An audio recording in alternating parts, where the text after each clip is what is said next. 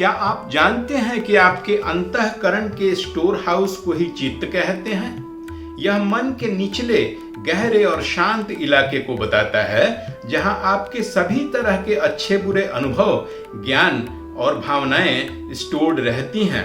मन तो छिछला है, ऊपरी परत भटकता रहता है, लेकिन चित्त शांत समंदर की तरह है आपका संस्कार। नमस्कार, मैं गजेंद्र। अंतर यात्रा के आज की प्रस्तुति में स्वागत है मित्रों। अंतःकरण यानी व्यक्तित्व के 4 स्तंभ होते हैं: मन, बुद्धि, चित्त और अहंकार। पिछले मंगलवार हम बुद्धि के बारे में जाने थे और उसके पिछले मंगलवार मन के बारे में। आज तीसरा खंभा चित्त को समझते हैं विस्तार से। तो चलिए जानते हैं मन का सबसे गहरा शांत भाग क्या होता है, चित्त। भारतीय दर्शन और योग के अनुसार चित्त हमारी चेतना यानी कॉन्शियसनेस का व्यापक रूप है या store house of memories and impressions माना जाता है। यह मन के सबसे गहरे अवचेतन का हिस्सा है जो हमारी आदतें और संस्कार गढ़ता है। शांत गहरे समंदर या झील की तरह सभी गुण अपनी तलहट्टी में संजोए हुए। महर्षि पातंजलि के योग सूत्र के अनुसार पूरे योग शास्त्र का चित्त की वृत्तियों को शांत करने के लिए ही है। प्रश्न है कि चित्त की वृत्तियों का मतलब क्या होता है? तो गहरे समंदर या झील में भी ऊपरी सतह पर जो लहरें उठती गिरती हैं, यानी चेतना के क्षेत्र में भावनाओं का जो उतार चढ़ाव होता है, उसे ही वृत्तियां या लहरें कहते हैं। तो चित्त की वृत्तियां वो कारण हैं जो मन की चंचलता को उद्वेलित कर देती हैं। चित्त की वृत्तियां तो मानसिक गतिविधियां, विचार, भावनाएं, धारणाएं और अनुभव हैं जो चेतना के क्षेत्र में लगातार उठती गिरती रहती हैं और उनके मल्टीप्लायर इफेक्ट हमारे मन के व्यवहार में चंचलता के रूप में दिखते हैं।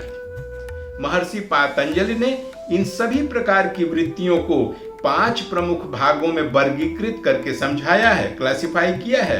ये 5 वृत्तियां सुखदायी भी होती हैं और दुखदायी भी, दोनों ही तरह की हो सकती हैं। तो चलिए जानते हैं ये 5 वृत्तियां क्या है, या क्लासिफिकेशन ऑफ वृत्तियां 5 भागों का क्या कहता है।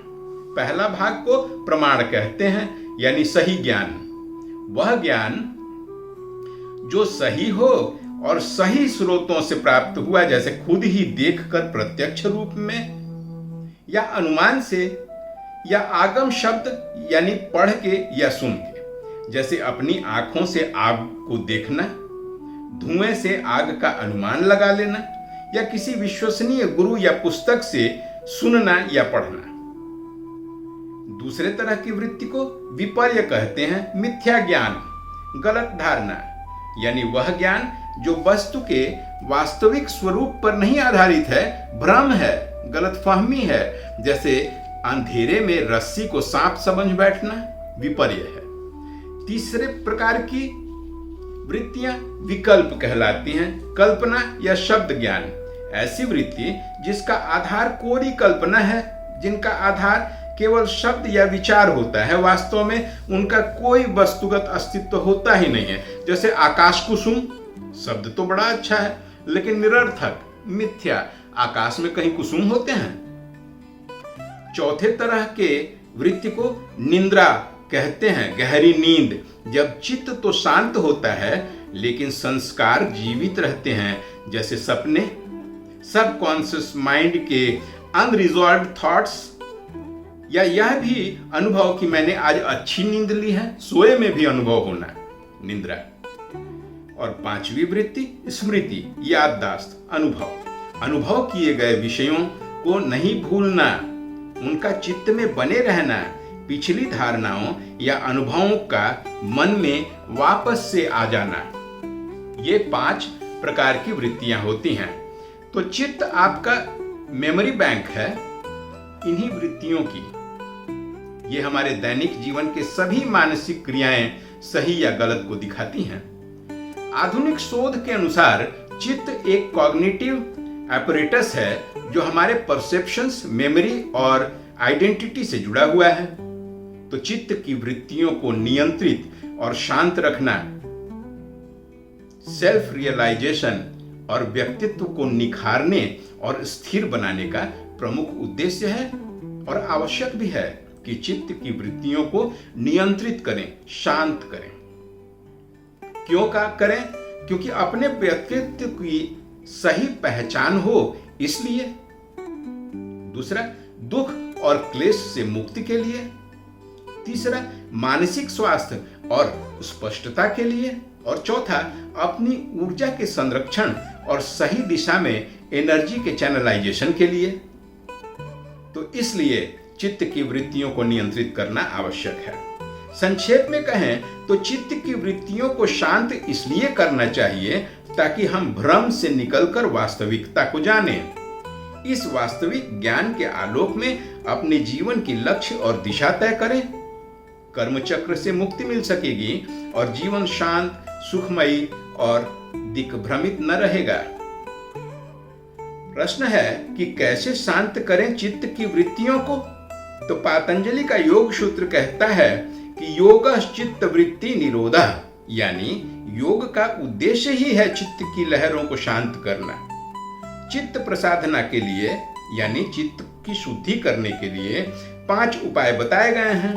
पहला, ध्यान, मन को किसी एक बिंदु पर केंद्रित करना, इधर उधर भटकने से रोकने के लिए। दूसरा, प्राणायाम, श्वासों को नियंत्रित करना। तीसरा, स्वाध्याय यानी सेल्फ रिफ्लेक्शन, विचारों का निरीक्षण करना। अपने मन में जो विचार उठ रहे हैं, गिर रहे हैं, उन्हें शांत भाव से निरीक्षण करें बिना उसमें इन्वॉल्व हुए। और चौथा, वैराग्य, वही भावनाओं में बिना चिपके उन्हें जाने देना, उनसे प्रभावित न होना, विराग है ये। तो कैसे करें ये? 6 बिल्कुल स्पष्ट और ऑब्जेक्टिव उपाय बता रहा हूं। ध्यान से सुनिए, लिख लीजिए या रिवाइंड करके फिर से सुनिएगा जब जब जरूरत हो।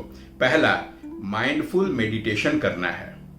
10 मिनट अपने आप को और अपने अंदर उठ रही भावनाओं को ध्यान से शांत मन करके देखना। कैसे? आरंभ करें अपने सांसों पर ध्यान देने से।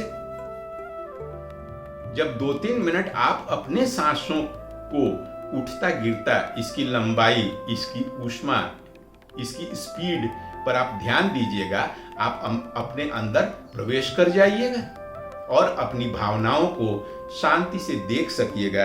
कौन कौन सी भावनाएं आपके मन में उठ गिर रही हैं, दर्शक की तरह बिना इन्वॉल्व हुए देखते रहें। जैसे समंदर की लहरों को किनारे बैठ के देखते हैं ना, जैसे टीवी के स्क्रीन पर कई सारे प्रोग्राम्स आते हैं, बाहर बैठ के देखते हैं ना बिना उनमें इन्वॉल्व हुए, वैसे ही अपने मन में उठ रहे विचारों को देखना। क्यों? क्योंकि विचारों से जुड़ना बंद हो जाएगा। उनके आने जाने के साथ हमारा चित्त ऊपर नीचे नहीं करेगा, शांत रहेगा। दूसरा उपाय, प्राणायाम, नाड़ी शोधन यानी अनुलोम विलोम 5 मिनट। और प्राणायाम के तहत ही नाड़ी शोधन के अतिरिक्त बॉक्स ब्रीदिंग यानी श्वास नियंत्रण। 4 सेकंड के लिए इनहेल करते हैं, फिर 4 सेकंड श्वासों को विथहोल्ड करते हैं अपने अंदर, फिर 4 सेकंड में उसे एक्सहेल करते हैं, बाहर निकालते हैं, और फिर 4 सेकंड विथहोल्ड करते हैं।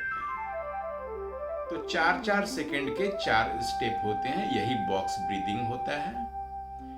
रेचक और पूरक, और इनके बीच में 4 सेकंड बाह्य कुंभक, 4 सेकंड आंतरिक कुंभक, यही बॉक्स ब्रीदिंग है। इससे क्या होता है? इसके मन की चंचलता को रोका जाता है नाड़ी शोधन और बॉक्स ब्रीदिंग से। तीसरा उपाय, digital detox and single tasking, यानी अपने मोबाइल्स के नोटिफिकेशंस बंद रख दें कुछ देर के लिए ताकि बाहरी विषयों से दूरी बनी रहे।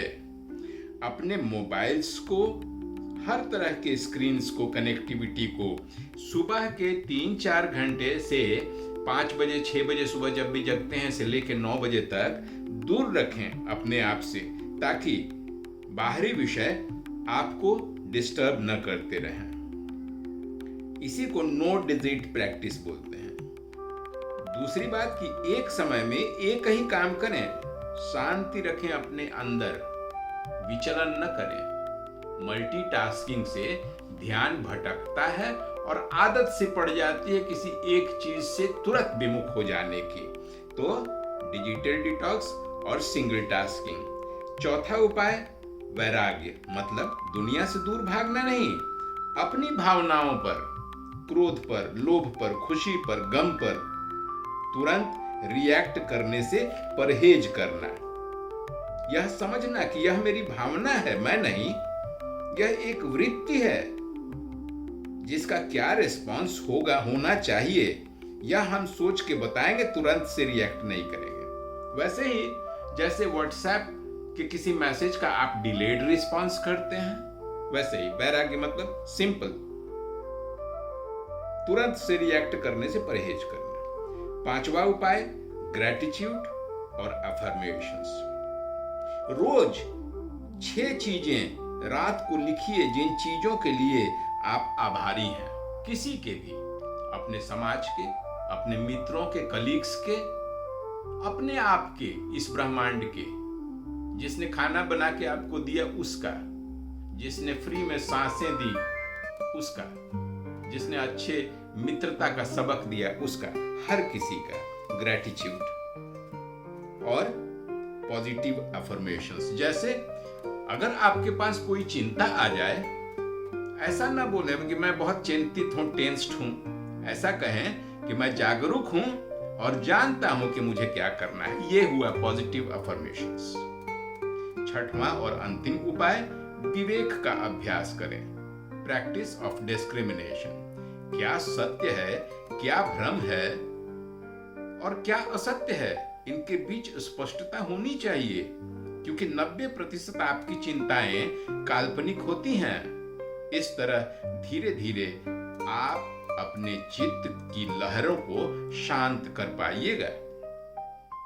यह बिजली का कनेक्शन नहीं है कि स्विच ऑन की और बत्ती जल गई, लेकिन महीने भर में स्पष्ट दिखने लायक परिवर्तन आपके अंदर आप स्वयं महसूस करने शुरू कर दीजिएगा।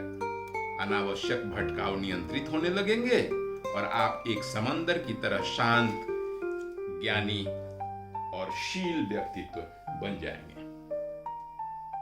कैसी लगी आज की अंतर यात्रा? अपने चित्त को समझने की, अपने आप को समझने की, अपने व्यवहार में थोड़ा थोड़ा परिवर्तन करके हम वैसी आनंद को, वैसी शालीनता को, वैसे व्यक्तित्व को प्राप्त कर सकते हैं जो हमारी सफलता की राह में आने वाले सभी रोड़ों को हटा देगा। अगर मेरी आज की प्रस्तुति आपको थोड़ी सी भी अच्छी लगी हो तो अपने उन मित्रों को जरूर शेयर कर दीजिएगा जो बेचैन रहते हैं, थोड़ी थोड़ी बातों पे उलझ जाते हैं। आज के लिए इतना ही मित्रों। मेरा यही मकसद है कि मुझे लाइक सब्सक्राइब की तो आवश्यकता रह नहीं गई है। कुछ लोगों की जिंदगी में अगर कुछ सार्थक परिवर्तन मैं कर सकूं तो मेरी जिंदगी कम से कम अर्थपूर्ण हो जाएगी। अंतर यात्रा की अगली प्रस्तुति में हम फिर मिलेंगे और आने वाले मंगलवार को हम अपने अंतःकरण के चौथे स्तंभ अहंकार के संबंध में विस्तार से चर्चा करेंगे। आज के लिए इतना ही, फिर मिलते हैं। नमस्कार।